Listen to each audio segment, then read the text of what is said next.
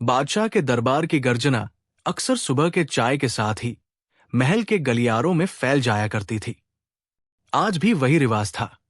दरबार में चहल पहल, मंत्री अपने ताल्लुका की फाइलों के साथ, दरबारी अपने पाजामों की सिलवटें संवारते हुए और बादशाह एक विशेष हल्के मूड में। लोगों को अच्छा लग रहा था क्योंकि राजा अपनी जिज्ञासा के साथ खेलना चाहता था। उसने अचानक उठकर कहा, मुल्ला नसीरुद्दीन को बुलाओ। मुल्ला हमेशा की तरह देरी से आया, हाथ में एक टूटी टोपी और कंधे पर एक बैग जिसमें अंधेरे में भी चमकती हुई कोई बात नजर आती थी, जैसे किसी ने रात भर सितारों को झटके में रख दिया हो। सबको पता था कि मुल्ला का दिल बड़ा और बातें उससे भी बड़ी निकलती थी। आज बादशाह ने जो सवाल रखा वो हर बुद्धिमान का सिर चकरा देने वाला था। बताओ मुल्ला, पहले क्या आया, मुर्गी या अंडा? दरबार में एक तरह की स्फूर्ति सी फैल गई। कुछ ने सोचा ये सवाल वैज्ञानिकता की ओर इशारा है, कुछ ने सोचा ये मजाक है, और कुछ लोग तो बस ये देखने आए थे कि मुल्ला किस तरह से तैयार जवाब देगा। मुल्ला ने गहरी सांस ली, मुस्कुराया और बिना झिझके बोल पड़ा, साहब, ये तो बड़ा आसान सवाल है। पहले आया वो जो सुबह सबसे पहले चिल्लाया। कई लोग सहम गए। बादशाह की आंखों में चमक थी। कुछ मंत्री भौहें चढ़ाने लगे। बादशाह ने कहा, अरे, बहस तो यही है। वैज्ञानिक, दार्शनिक, हर कोई उलझा हुआ है। मुल्ला ने धीरे से कहा, साहब, मैं वैज्ञानिक नहीं, दार्शनिक भी नहीं, पर मैं एक कहानीकार हूं। सुनिए तो मेरी कहानी कि कैसे एक बार मैं मुर्गी और अंडे दोनों के बीच की सच्चाई जानने चला। मुल्ला की आंखों में ऐसी चमक आ गई कि लोगों की बातें रुक गई और वे सुनने लगे। मुल्ला ने बताया कि एक बार वो एक छोटे से गांव की ओर जा रहा था। रास्ते में पेड़ों की छाव, मिट्टी की खुशबू और चिड़ियों की चहचहाट थी। गांव पहुंचते ही उसने देखा कि वहां एक बूढ़ी औरत अपने अंगने में बैठी थी। उसके चारों ओर मुर्गियां इधर उधर घूम रही थी और अंडे उनके पीछे पीछे पड़े थे। मुल्ला ने जाकर कहा, अम्मा, बताओ तो सही, पहले मुर्गी आई या अंडा? बूढ़ी औरत हंस दी और बोली, बेटा, ये तो भगवान ही जानता है। मुल्ला रहा न गया और बोला, लेकिन आप तो रोज इन्हें पालती हो, आपके पास कोई सच है? बूढ़ी औरत ने चाय की पत्ती के जुगाड़ में हल्की मुस्कान देती हुई कहा, सिर्फ इतना जानती हूं कि जब भी सुबह होती है वही मुर्गियां मुझे जगाती है और वही अंडा मुझे खाना बनाकर देती है। पर इससे पहले मेरे घर के बाहर एक गहरा कुआं था। एक दिन एक अंडा उस कुएं में गिर गया और अगले दिन एक मुर्गी उस अंडे के पास बैठ गई और पंछियों ने कहा कि ये वही अंडा है। पर मैंने देखा था कि उसने अंडे पर बैठने से पहले ही अपने पंख फैले हुए थे। तो क्या कहूं, पहले कौन आया? मुल्ला ने मुस्कुराते हुए कहा, तो आपने देखा कि पहले पंख थे या बैठना? और बूढ़ी औरत ने झट से जवाब दिया, बेटा, पहले तो भूख आई थी। मुर्गियां भूखी थी और अंडे सुरक्षित जगह पर नहीं थे। भूख ने सब कुछ करवा दिया। इसलिए मैं कहती हूं कि पहले भूख आई, फिर मुर्गी, फिर अंडा। दरबार में बैठा एक मंत्री बोला, मुल्ला, ये तो बहुत मजेदार है, पर प्रश्न तो वही है, पहले मुर्गी आई या अंडा? मुल्ला ने आंखें घुमाई और कहा, मंत्री साहब, आप भूल गए कि किसने प्रश्न पूछा। सवालों का जन्म हमेशा किसी की जिज्ञासा से होता है। अगर राजा ने सवाल पूछा तो पहले आया राजा का मन और बाद में सवाल जिसने मुर्गी और अंडे को जन्म दिया। लोगों को यह हल्की सी बात सुहानी लगती रही, पर बादशाह गंभीर रहा। उसने मुल्ला से कहा, मैंने ताज पहनते हुए बहुत से सवाल सुने हैं, पर यह सवाल दार्शनिक है, बस तमाशा मत करो।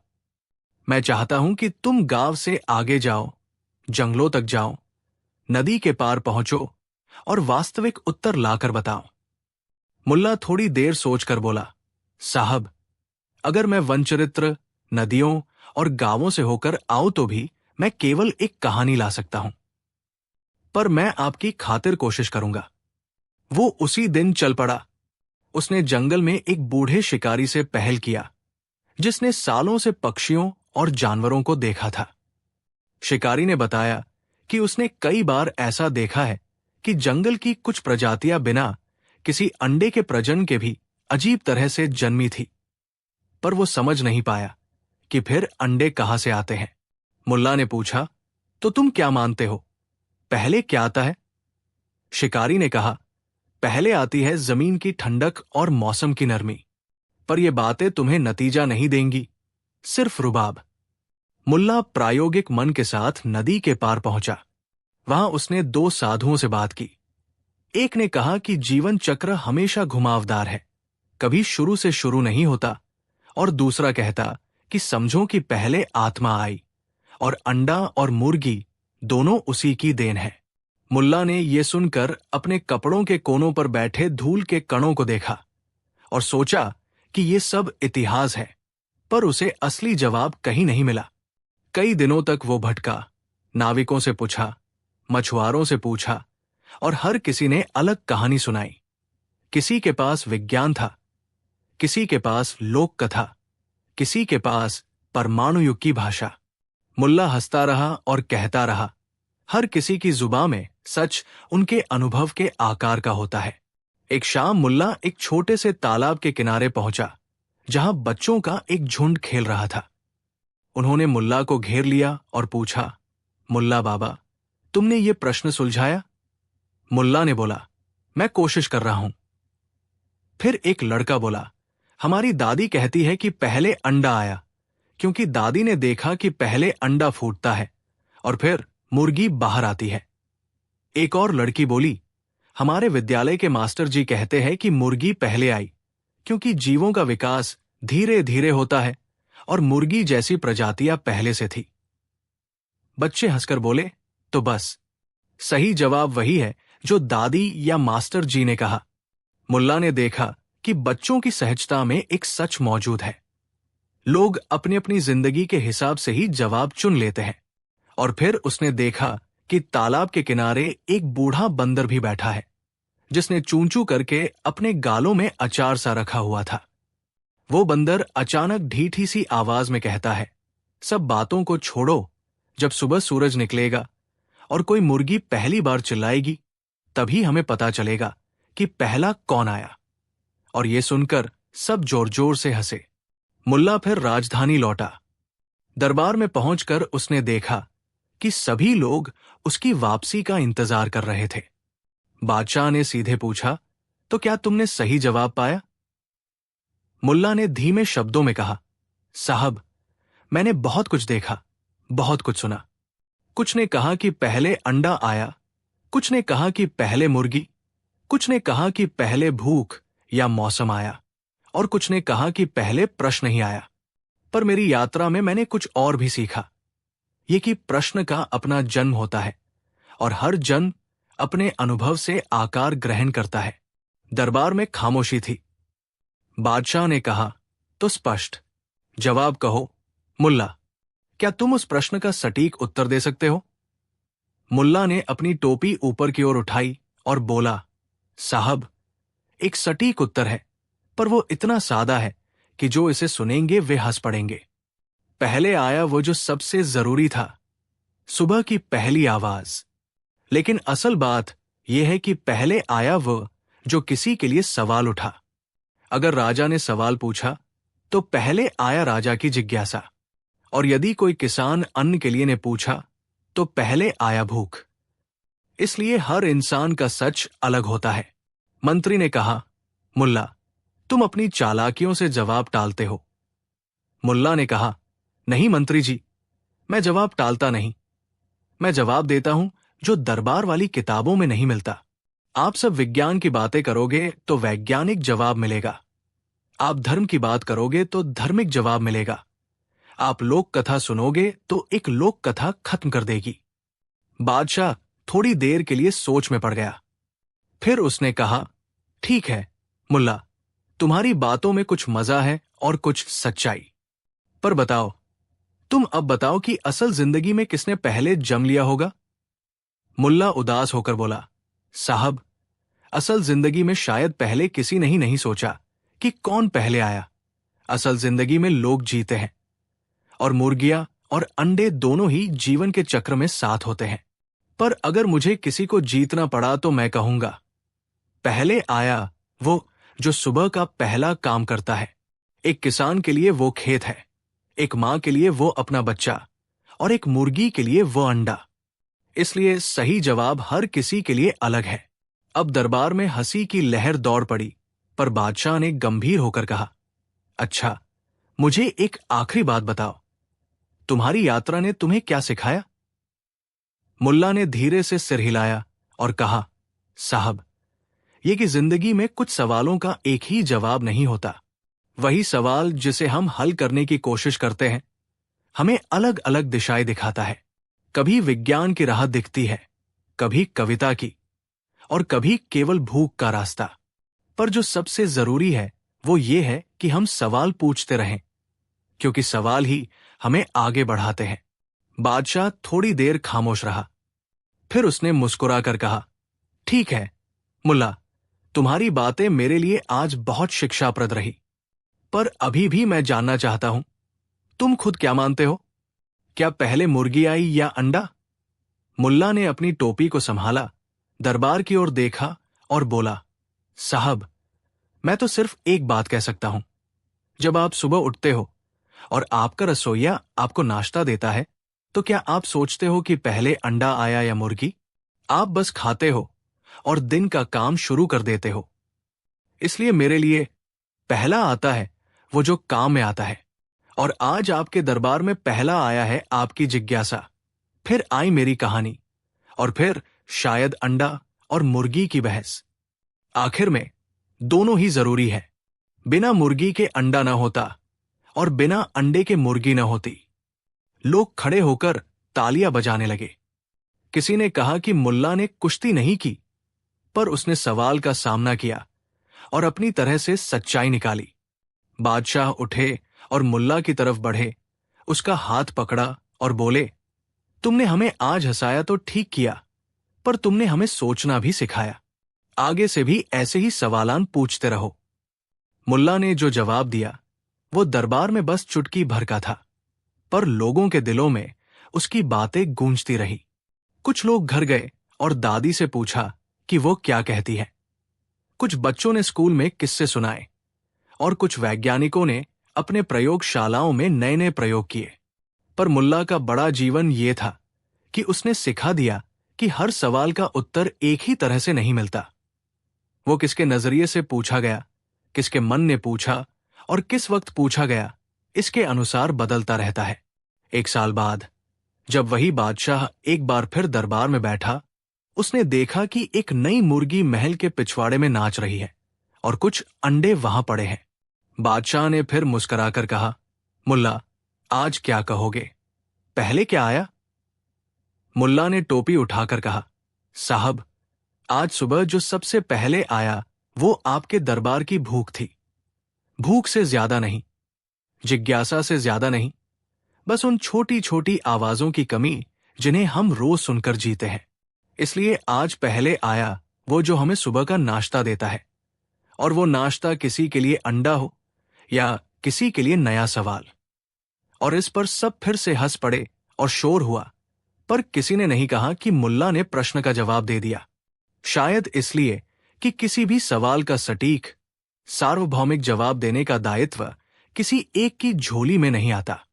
कहानी का असली स्वाद यही था कि इस सरल दिखने वाले प्रश्न ने लोगों को अपने अपने जीवन पर लौटकर देखने पर मजबूर कर दिया। कुछ ने खेतों की ओर देखा, कुछ ने रसोई की ओर, कुछ ने पुस्तकालय की ओर, और कुछ ने बस अपने दिल की ओर। और इस तरह मुर्गी और अंडे का सवाल केवल एक प्रश्न नहीं रह गया, वो बहस बन गया, हंसी का कारण बन गया, और सबसे बढ़कर सोचने का बहाना बन गया। अंत में मुल्ला ने सबको याद दिलाया कि जीवन के कुछ प्रश्नों का छोटा सा जवाब भी बड़ा सा अर्थ रखता है, और हम सब उसी अर्थ के सहारे अपनी सुबह, अपना दिन और अपना जीवन तय करते हैं। बादशाह के राज्य से दूर एक छोटा सा गांव था, जहां की हवाएं धीरे धीरे चलती और लोग अपने अपने कामों में मग्न रहते। उसी गांव के एक कोने में एक बड़ा सा आंगन था जिस पर 3 मुर्गियां रहती थी, रानी, सिंदूरी और काली। उन तीनों का स्वभाव अलग था। रानी थोड़ी गर्वीली और सज्जन, सिंदूरी चंचल और बातूनी, और काली चौकस और कुछ ज्यादा ही सतर्क। गांव के लोग इन्हें प्यार से पुकारते थे, पर मुर्गियां अपनी अपनी समझ से रहती थी। आंगन का एक ही मालिक था, बाबा हरिप्रसाद, एक वृद्ध किसान जिनकी दाढ़ी सफेद और आंखों में शालीनता थी। उन्होंने ये मुर्गियां छोटे छोटे अंडे से पाली थी और वे उनसे बहुत लगाव रखते थे। एक दिन सुबह सुबह जब धूप मध्यम थी और कौए अपनी सुबह की बैठकों में लगे थे, आंगन में अचानक हलचल मची। रानी ने दिखावे से कुछ ज्यादा ही उठकर दहाड़ भरी और बोली, ये अंडा आज मेरा है, मैंने कल रात उसे साफ जगह पर रखा था। सिंदूरी ने फिर मुंह फैलाया और कहा, कौन कहता है? मैंने ही कल उसे देखा था। वो छोटा, चमकदार और मेरे पास ही रखे टोकरे के अंदर था। काली ने चुपचाप घूर कर कहा, तुम दोनों झगड़ती क्यों हो? अंडा कहीं और पड़ा हुआ था, मैंने उसे देखा था सूखी घास में। ये सुनते ही तीनों के बीच तकरार तेज हो गई। हरिप्रसाद ने सोचा, इतना छोटा मुद्दा कौन सी बड़ी बात बनेगा, पर मुर्गियों की जिद अजीब होती है। जब शुक्रिया की बात हो तो वे मिलकर खाना खाती, पर जब अधिकार की तो लड़ पड़ती। पहला झगड़ा सुबह से ही शुरू हो गया। रानी ने अपने पंख फैलाकर सिंदूरी के सामने खड़ी होकर कहा, तुम हमेशा मखौल बनाती हो, पर आज मुझे वही अंडा चाहिए जो मेरी मां के गहने जैसा है। सिंदूरी ने झट से कहा, गहने? तुम्हारे अंडों में तो हमेशा धूल घुली रहती है, मैं साफ सुथरा रखती हूं। काली ने बीच में आकर कहा, घरेलू झगड़े से कुछ नहीं होगा, हम तीनों मिलकर उस अंडे का हिसाब कर लें और जो सही मालिक होगा उसे दे दें। पर रानी ने मुंह बनाते हुए कहा, क्यों? और तुम ही निर्णायक बनोगी? तुम मानती क्यों हो कि तुम्हारा कहना सही होगा? काली ने शांत स्वर में कहा, मैं सिर्फ न्याय चाहती हूं। जैसे ही बात बढ़ी, गांव की बिल्लियां और कौए भी इकट्ठा हो गए। बिल्लियां भौंक कर कहती, हम देखेंगे कौन असल में जीतता है, और कौए बस दूर एक पेड़ पर बैठकर किस्से सुनने लगे। लड़ाई ने रूप ले लिया जैसे कोई महाप्रस्थान हो। मुर्गियां अपने पंख फड़फड़ाने लगी, चिक चिक की आवाजें बेतरतीब फूट पड़ी और आंगन में अंडे की चोरी जैसा माहौल बन गया। बाबा हरिप्रसाद ने यह सब देखा और मन में सोचा, ये झगड़ा बेकार है, पर अगर मामला बढ़ गया तो गांव में भी बदनामी होगी। उन्होंने निर्णय लिया कि वे मुर्गियों के अपने तरीके से निपटारा करेंगे। उन्होंने तीनों को बुलाया और कहा, तुम्हें यह पता होना चाहिए कि एक साथ रहना ही समझदारी है, लेकिन अगर तुम सब जिद पर अड़ी रहोगी तो हमें कोई न्यायिक तरीका अपनाना होगा। मुर्गियां कुछ शांत हुई, पर भीतर भीतर उलझन बनी रही। शाम को बाबा ने गांव की पंचायत बुलवाई। पंचायत में चौधरी, नावालिस और कुछ और बुजुर्ग आए। सबने विचार किया कि कैसे इस समस्या का समाधान हो। चौधरी बोला, हम वैज्ञानिक तरीकों को अपनाएं। जो भी अंडा का मालिक होगा उसे कुछ निशान मिलेंगे। नावालिस ने कहा, निशान? किस तरह के निशान? मुर्गियां सब बराबर दिखती हैं। तब चौधरी ने एक योजना सुझाई, हम तीनों मुर्गियों के पंजों के पास रंग लगाकर देखेंगे कि अंडे के पास किसकी पावन छाप पड़ी है। रानी ने तुरंत विरोध किया, मेरे पंखों पर रंग? मैं शाही हूं। सिंदूरी ने कहा, मुझे रंग पसंद है, मुझे तो अच्छा लगेगा। काली ने सोच में पड़कर कहा, अगर यही न्याय है तो ठीक है, पर यह मुश्किल दिखता है। अंततः सबने सहमति दी कि यह तरीका अपनाया जाएगा और अगले दिन सुबह तीनों मुर्गियों के पंजों पर अलग अलग रंग लगाए गए। रानी के लिए लाल, सिंदूरी के लिए पीला और काली के लिए हरा। लोग एक उत्सुकता के साथ आंगन के पास खड़े हो गए कि अब पता चल जाएगा किसकी छाप अंडे के पास है। पर प्रकृति की चाल अजीब है। अंडा उस रात को ही किसी कौए या चोर ने उठाकर कहीं छुपा दिया था, किसे पता नहीं। सुबह सबने देखा कि अंडा गायब है। अब सवाल नया था, किसने अंडा उठाया और क्यों? मुर्गियां और भी ज्यादा गुस्से में आ गई। रानी ने कहा, देखो, ये सब चोरों की साजिश है, पर हम मिलकर उसे ढूंढेंगी। सिंदूरी ने कहा, मैं छिपने की जगह पहचान सकती हूं। मुझे मुझे जाने दो। काली ने कहा, ठीक है, पर पहले पंचायत बुलाते हैं। गांव के लोग बोले, अब हम तीनों को एक चुनौती देंगे। जो भी अंडा ढूंढेगा और लाएगा, वही उसका असली मालिक माना जाएगा। मुर्गियां तैयार हो गई। ये अब खेल जैसा लगने लगा। बच्चे और बड़े सभी ने शर्तें रखी। जो जीतेंगे उनके लिए मेवों का दाना और थोड़ा सा चावल का उपहार रखा जाएगा। तीनों मुर्गियां अलग अलग दिशा में फैल गई। रानी ने अपने शान में दहाड़ लगाई। सिंदूरी ने चंचलता से उछलकर सूंघना शुरू किया और काली बारीक बारीक निशान ढूंढने लगी। रानी ने गांव के पास वाले नाले के पास पहुंचा और ढूंढने लगी। उसने देखा कि वहां कुछ कौओं के पंजों के निशान हैं और आसपास में कुछ अखरोट के खोल बिखरे पड़े हैं। उसने सोचा, यहां कुछ चल रहा है। उसने एक अंधेरे किनारे छुपे हुए बिल्लियों के निशान भी देखे और जोर से चीखी, हाय, मैंने कुछ देखा। पर जैसे ही रानी ने आवाज लगाई, कुछ कुत्ते चिल्लाकर भागे और रानी जल्दी से पीछे हट गई। वो दहाड़ते हुए गांव लौट आई, पर बिना अंडे के। सिंदूरी एक छोटे से बागीचे में पहुंची जहां सेब के पेड़ थे। उसने अपने तेज सूंघने की आदत से जमीन पर कुछ अजीब सा खुशबू पाया और झाड़ियों के पास झुक कर देखा। एक छोटा सा गड्ढा जिसमें सूखी घास भरी हुई थी। उसने अपने पंजों से खुरच कर देखा और अंडे की नरम परत को महसूस किया, पर गड्ढे खाली थे। जब उसने जोर लगाया तो मिट्टी के नीचे कुछ हल्की सी हलन की आवाज आई। वो डर गई और तेजी से पीछे हटकर बोली, कोई तो यहां चोरी कर रहा है, पर यह अभी तक नहीं मिला। काली ने चुपके से गांव के पिछवाड़े की गली में जाकर इस्तेमाल किया अपने सूक्ष्म निरीक्षण को। उसने देखा कि ग्रामीणों के कुत्ते रात को छतों पर चढ़कर अंधेरे में चुपके से कुछ लेते हैं। उसने एक सीढ़ी के नीचे कुछ ताजा मिट्टी की हुई जगह पर देखा और अपनी नाक से सूंघा। अचानक उसने उस जगह में कुछ गर्माहट महसूस की और एक छोटा सा चिड़िया के बच्चे का रोना सुना। उसने धीरे से मिट्टी हटाई और देखा। वहां एक छोटा सा पिंजरा था जिसमें अंडा छुपा हुआ था। उसके पास एक कोयल बैठी थी, जैसे कि वो जांचना चाह रही हो। काली ने सोचा, ये तो कौए का काम नहीं, ये किसी चालाक पक्षी का काम है जिसने अंडे को छुपा दिया। काली ने तुरंत चिल्लाया और दोनों अन्य मुर्गियां आ गई।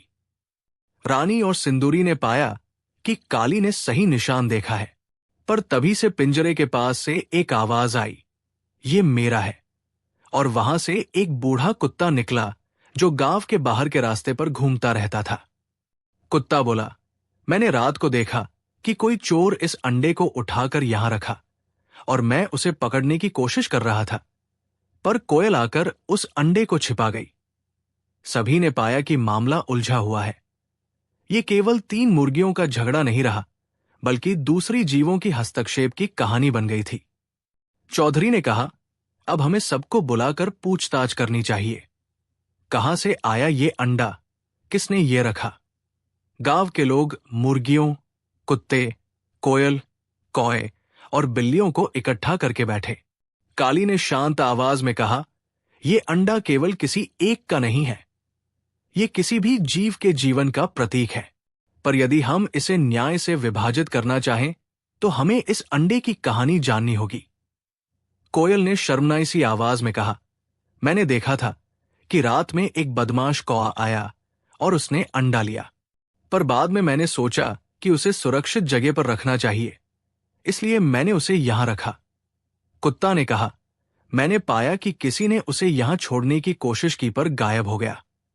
बिल्लियों ने कहा, हमने तो देखा कि कुछ लोमड़ी जैसी चली गई। इस तरह हर किसी के अपने अपने बयान थे और कोई भी पूरी तरह सच्चाई नहीं बता पाया। पंचायत में बहस बढ़ने लगी। कुछ लोगों का कहना था कि अंडा चोरों का है, कुछ ने कहा कि यह किसी की भूल है और कुछ ने कहा कि अंडे का असली मालिक वही है जो अंडे पर बैठकर उसे बच्चे में बदलेगा। रानी ने जोर देकर कहा कि अंडे पर बैठने का अधिकार उसकी पारंपरिक जगह से आता है, क्योंकि वही इसका पालन पोषण कर सकती है। सिंदूरी ने कहा कि वो अंडे को सबसे अच्छी तरह रख सकती है, क्योंकि वो चंचल है और छुपने के लिए तेज है। काली ने कहा कि जितनी सावधानी से वह अपने आसपास की जांच कर सकती है, वही सबसे बेहतर मां बन सकती है। सभी तर्क सुनकर बाबा हरिप्रसाद ने कहा, अगर असल में ये अंडा किसी भी जीव का है तो हमें उसे सुरक्षित रखना चाहिए और अस्थायी रूप से वही रखना चाहिए जहां वह सुरक्षित हो। और फिर सब मिलकर देखेंगे कि कौन सही मायने में उसे मां बना सकता है। सबने सहमति दी और एक प्रस्ताव आया।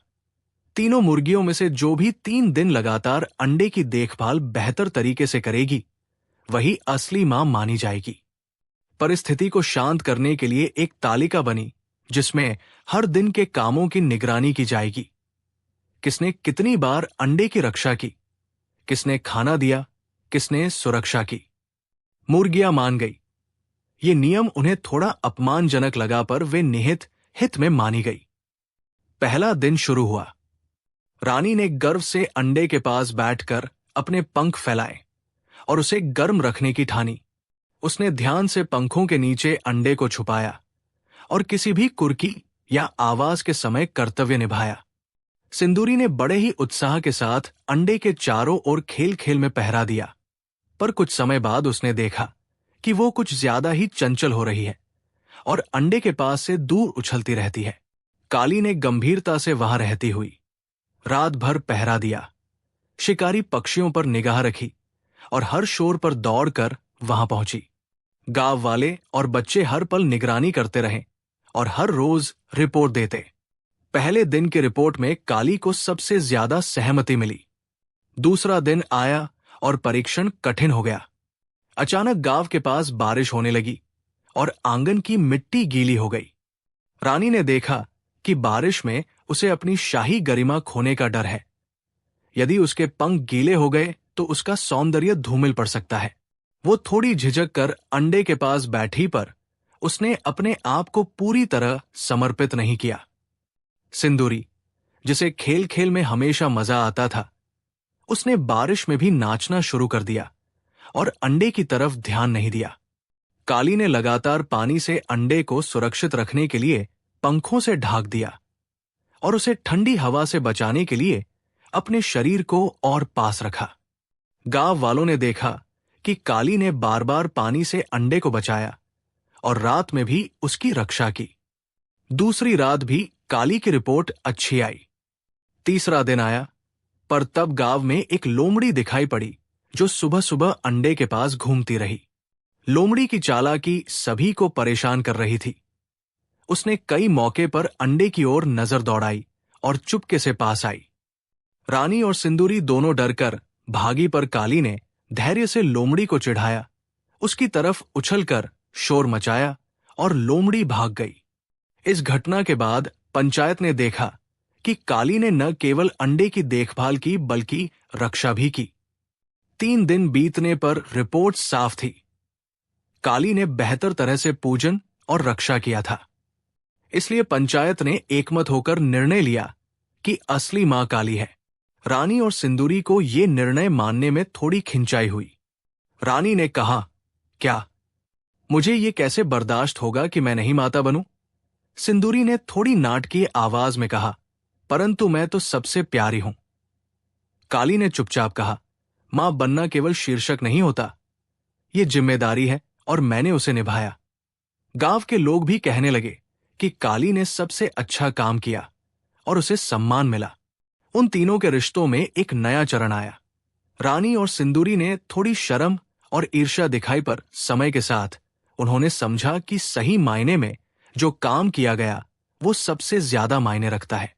कई दिनों बाद जब अंडा फूटने का समय आया तो आंगन में एक नई हलचल मची। एक छोटा सा पिंकी जैसा बच्चा अंडे से बाहर निकला। उसकी चोंच नर्म और पंख गीले थे।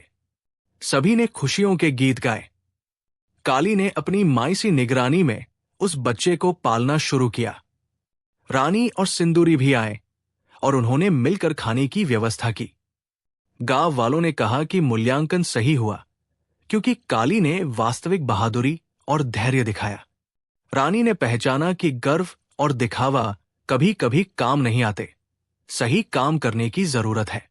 सिंदूरी ने सीखा कि चंचलता तब अच्छी होती है जब उसे सही दिशा मिलती है। उसने काली की मदद करके अपने व्यवहार में सुधार किया। काली ने सिखाया कि सच्ची मातृत्व केवल सम्मान पाने से नहीं आती, बल्कि आत्मत्याग और समर्पण से आती है। समय के साथ उस छोटे चूजे ने गांव के चारों ओर मस्ती की। रानी ने उसे सिखाया कि कैसे इठलाना है और लोगों को आकर्षित करना है। सिंदूरी ने उसे खेलना सिखाया और काली ने उसे सुरक्षा की अहमियत बताई। बच्चे धीरे धीरे बड़े हुए और आंगन में चारों ओर खुशी का माहौल फैल गया। गांव के लोगों ने उन तीनों मुर्गियों की तारीफ की और बुजुर्गों ने कहा कि यह घटना शिक्षा का प्रतीक है। कभी कभी लड़ाई का हल संघर्ष में नहीं, बल्कि सहमति और न्याय में होता है। एक दिन एक यात्रा पर आए राजा के मंत्री ने जब यह कहानी सुनी तो उन्होंने आश्चर्य प्रकट किया। मंत्री ने कहा, यह छोटी सी लड़ाई कितनी बड़ी सीख दे गई। यह दिखाता है कि अधिकार सिर्फ दावा करने से नहीं मिलते, बल्कि उन्हें निभाने से मिलते हैं। राजा ने बाद में सुनकर कहा, हमें भी अपने दरबार में ऐसे नियम अपनाने चाहिए। जो जिम्मेदारी निभाए वही पद पाए। गांव में यह कहानी तब से मशहूर हुई और लोग बच्चों को सिखाने लगे कि किसी अधिकार की मांग करने से पहले उसे निभाने का जज्बा होना चाहिए। समय बदला और तीनों मुर्गियां भी बूढ़ी होने लगी। अब रानी की गरिमा नई पीढ़ी को सिखाती, सिंदूरी का चंचलपन बच्चों के खेल में निखरता और काली की सतर्कता नई पीढ़ी को सुरक्षा की सीख देती।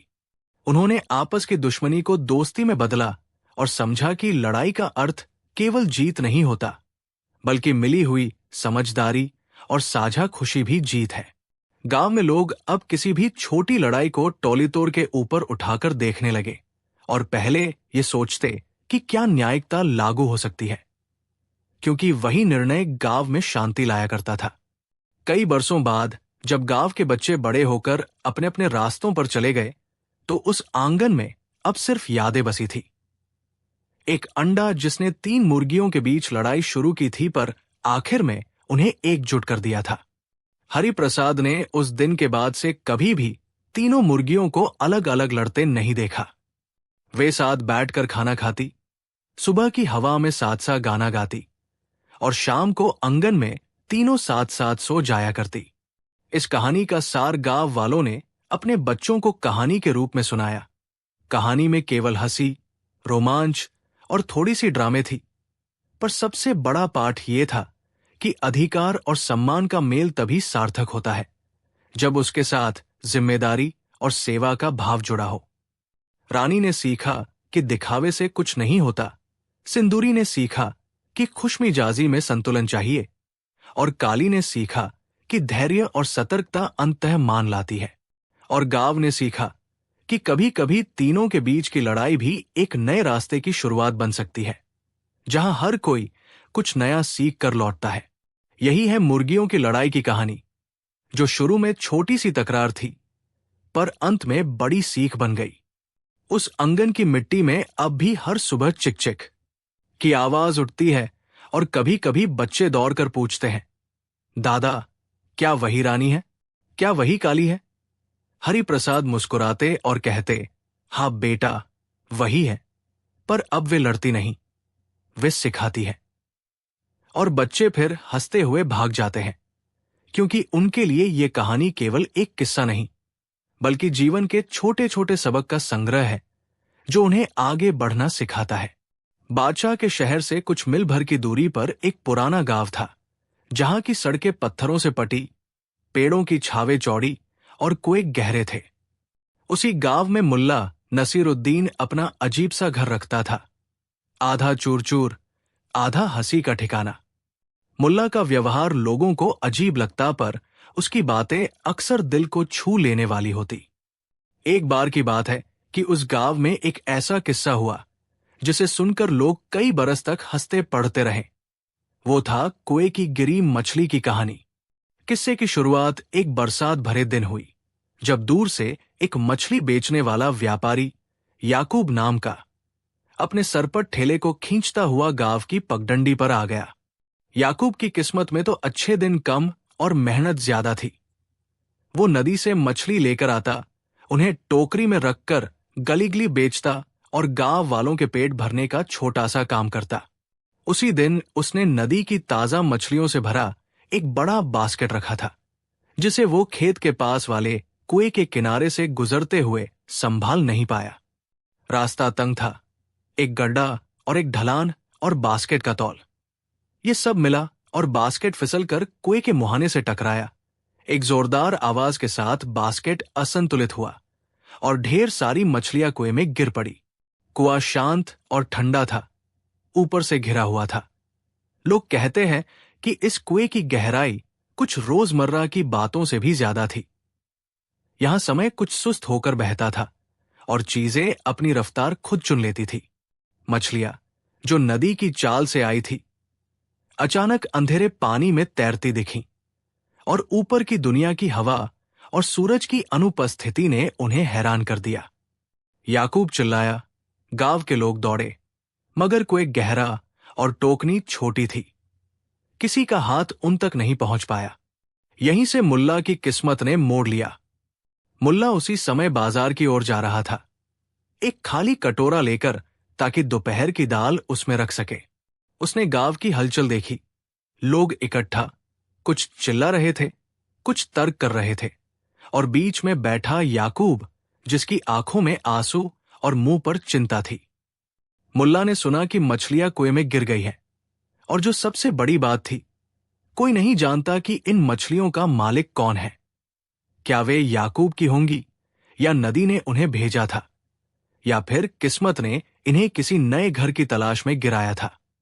लोगों ने तर्क करना शुरू किया। चौधरी सिंह बोले, जो गिराते हैं वही मालिक होता है। याकूब ने तो अपनी मछलियां संभाल नहीं रखी, इसलिए उनका नुकसान उसके ही झोले में जाएगा। एक औरत बोली, पर क्या अगर मछलियां नदी की हों और उनका कोई मालिक न हो, तो उन्हें बचाना एक इंसानियत की जिम्मेदारी है। कुछ बच्चे कुएं के पास पड़ी टोकरी से उछलकर मछलियों की हलचल देखते और कहते कि मछलियां बाहर निकली तो बड़ी हंसी होगी। हर कोई अपना अपना तर्क रख रहा था, पर मामला उलझता जा रहा था। मुल्ला चुप था। उसकी आंखें कुएं की ओर टिक गई, जहां मछलियों की हल्की सी चमक अंधेरे पानी में दिखती थी। मुल्ला ने कहा, हम सब झगड़ा कर रहे हैं, पर एक बात भूल रहे हैं। मछलियां खुद बेचारी है। उनका कोई तर्क नहीं कि वे किसकी थी। उन्हें तो सिर्फ बाहर आना है, और अगर हम सिर्फ तर्क करेंगे तो कोई जिंदा नहीं बचेगा। लोग हंस पड़े, पर उसमें सच था। फिर मुल्ला ने अपनी टोपी सीधी की और बोला, आओ मिलकर निकालते हैं। याकूब ने आशा की झलक देखी। कुछ युवकों ने रस्सियां ढूंढी, कुछ ने बैलगाड़ी से एक बड़ा सांचा उतारा, पर कुआं गहरा था और सांचा उतार कर भी मछलियों तक पहुंचना मुश्किल था। कस्बे के लोग बीन बनाते रहे, कौन ऊपर से रौब दिखाएगा, कौन काहे की शय बनाएगा, पर मछलियां पानी में चुपचाप तैरती रही। तब मुल्ला ने अचानक कहा, हमें मछलियों को ऊपर नहीं खींचना, उन्हें नीचे से ऊपर लाना होगा, ऐसा कि गोताखोर की तरह। सबने कहा कि गोताखोर कहां से आएगा? मुल्ला ने फिर कहा, हमारे पास गोताखोर नहीं है, पर हमारे पास दिमाग है। मुल्ला ने पास ही खड़ी पुरानी मिट्टी की बर्तनों की दुकान से कुछ छोटे छोटे घड़े लिए। उसने गांव वालों से कहा कि वे एक बड़े बर्तन में पानी भरकर कुहाने पर रख दें, वहां से मछलियों को लुभाने के लिए। फिर उसने सभी को निर्देश दिए कि कुएं के दीवार पर एक मजबूत रस्सी बांध दी जाए और दूसरी किनारे पर एक ड्रॉप सिस्टम बनाया जाए। लोग हैंडल को धीरे धीरे घुमाएं और एक एक कर बड़े घड़े कुएं के अंदर भेजें। लोग मुस्कुराते हुए ये सब करने लगे। ये सोचना विचित्र था कि घड़ों की मदद से मछलियां बाहर निकाली जाएंगी, पर जो दिल से किया जाए वो काम करता भी है। दिन ढलते ढलते जब पहला घड़ा कुएं की ठंडी हवा में घुसा, तो मछलियों ने उसकी ओर झांकना शुरू किया। मुल्ला ने घड़े में थोड़ा सा नमक पानी मिला दिया, इतनी कि घड़ा पानी को आकर्षित करे, पर मछलियां मरे नहीं। और फिर धीरे धीरे घड़े को खींचकर ऊपर उठाया गया। एक घड़े में एक एक मछली फंसकर निकलती। मछलियां घड़े के किनारे से टकराकर ऊपर की रोशनी की ओर उछलती और गांव वालों के हौले हौले चहकने पर बाहर आ जाती। पहली मछली जब बाहर निकली तो बच्चे खुश हुए और बूढ़े आंसू बहा बैठे। एक सरल उपाय ने बड़ी मुश्किल हल कर दी थी। याकूब ने पहले मछली अपने हाथों से ली और उसे पंखों में संभाला। उसकी आंखें नम थी, इंतहा की राहत थी। पर कहानी यही खत्म नहीं हुई। जैसे जैसे मछलियां निकलती, गांव वालों में फिर से बहस छिड़ गई। कौन किस मछली का हकदार है? कुछ ने कहा कि मछलियां याकूब की है और उसे देनी चाहिए क्योंकि वह उनका पालन पोषण कर रहा था। कुछ ने कहा कि क्योंकि कुआं तो आम था तो जो भी निकाल कर दे उस पर साझा होना चाहिए। मुल्ला ने हल्की सी आवाज में कहा, जब तक मछलियां खाई नहीं जाती सबका अधिकार बराबर है, पर जब मछलियां पककर तश्तरी में आएंगी तो दया की असल परख होगी। यही बात दरअसल सबका मन मोड़ दे गई। याकूब ने देखा कि गांव वाले उसे कस के देख रहे हैं। किस्मत ने उसे संकट में डाल दिया था, पर लोगों का प्यार उसे बांटना सिखा रहा था। उसने कदम बढ़ाया और कहा, तुम सब मेरे पड़ोसी हो। मैं मछलियां बेचकर अपना पेट भरता हूं, पर आज मछलियां तुम्हारे लिए भी है। हम सब मिलकर इन्हें बांटेंगे। जो गरीबों के घर जाए उन्हें पहली पंक्ति में देंगे। लोगों ने सब्र से सुना और ठा किया कि यही सही है। फिर सबने मिलकर तय किया कि कुछ मछलियां बेचकर याकूब का नुकसान पूरा कर दिया जाएगा। कुछ बुजुर्गों और अनाथों को मुफ्त दी जाएंगी और कुछ बच्चों के लिए खास चटनी बनाकर पंचायत में बांटी जाएंगी। याकूब की आंखों में आभार था। उसने सोचा था कि वो सब कुछ खो देगा, पर गांव ने उसकी मदद की। मुल्ला चुपचाप खड़ा था और मुस्कुरा रहा था, जैसे उसने बचपन में कोई खेल जीत लिया हो। पर कहानी में एक और रंग भी जोड़ना जरूरी था। कुएं की मछलियां केवल मछलियां नहीं थी। उनमें से कुछ बड़ी और अजीब किस्म की थी, जो नदी की नहीं, शायद किसी अजनबी तालाब की थी। गांव के बुद्धिमान हलवाई ने कहा कि ऐसी मछलियां रेयर होती हैं और इनकी कद्र की जानी चाहिए। पर मुल्ला ने कहा, कद्र वह है जब तुम उसे बांटते हो। अगर तुम कद्र के नाम पर उसे छुपाओगे तो कोई फायदा नहीं। लोग सहमत हुए कि मछलियां बांटी जाएंगी, न कि जमा की जाएंगी। कई दिनों तक गांव में मछली के व्यंजन बने, कुछ तेज मिर्ची में, कुछ साधारण नमक लहसुन में और कुछ मीठे खट्टे सलाद के साथ। हर घर में मछली आई और लोग मिलकर खाएं। याकूब ने कुछ पैसे पाकर नई टोकरी खरीदी और मुस्कुराकर मुल्ला को धन्यवाद दिया। मुल्ला ने कहा, धन्यवाद का मतलब ये नहीं कि तुम मेरी टोपी पर चढ़कर नाचो। धन्यवाद का मतलब यह है कि जब भी तुम्हारे पास बरकत आए तो अपने पड़ोसियों को याद रखना। याकूब ने वादा किया और गांव की हवा में फिर से हल्की खुशी घुल गई। समय के साथ वो दिन गांव की यादों में एक कहानी बन गया। कुएं की गिरी मछली जिसने दिखाया कि मछलियां चाहे किसी की भी हो, पर जब वे मुसीबत में हो तो सबसे पहले इंसानियत काम आती है। मुल्ला नसीरुद्दीन की बस इतनी सी बातों ने लोगों को सिखाया कि बुद्धि, धैर्य और मिलजुल कर काम करने से बड़ी मुश्किल आसान हो जाती है। और उस दिन से जब भी कुएं के पास से कोई गुजरता, बच्चों की आवाज आती, देखो वही कुआं जहां मछलियां गिरी थी। और बड़े मुस्कुराकर कहते, हाँ बेटा, वही जहां मुल्ला ने घड़े गिराकर चमत्कार किया था। कई सालों बाद जब कोई शहर से नया व्यापारी आता तो गांव वाले उसे उस कहानी से मिलवाते और कहते, अगर तुम मछलियां बेचते हो तो यहां की रीति यही है, मछलियां बांटकर खुशी बांटो। मुल्ला का नाम गांव के किस्सों में इज्जत से लिया जाता रहा और बच्चे उसकी चालाकियों को नकल कर हंसते। कुआं का पानी धीरे धीरे साफ हुआ, पर कहानी के रंग कभी फीके नहीं पड़े, क्योंकि वो कहानी सिर्फ मछलियों के बारे में नहीं थी। वो इंसानों के बीच उठती दया, मेलजोल और समझ की कहानी थी। और मुल्ला, वो हर बार जब उस कुएं के पास से गुजरता, अपने कटोरे को उठाता, हल्की सी मुस्कान देता और कहता, कहानी वही है, जब मछली गिरी तो हमने उठाई, पर असली बात यह थी कि हमने उसे बांटा। लोग हंसते और कहते, मुल्ला, तेरी बातें बड़ी सीधी और असरदार होती हैं। मुल्ला सिर हिलाकर आगे बढ़ जाता, लेकिन उसकी आंखों में हमेशा वही चमक होती जो किसी ने किसी की मदद करने में पाई हो।